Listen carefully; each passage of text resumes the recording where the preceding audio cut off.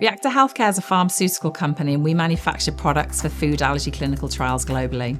We've always exported since the beginning in 2017, but working with the Welsh Government has been key in helping us accelerate our exports. They've helped us identify overseas opportunities and attend invaluable international trade shows. I know it's terrifying, the thought of exporting. However, there's always people to help, and that's why it's absolutely vital building networks of people who are very, very good at this and who've done this before and succeeded.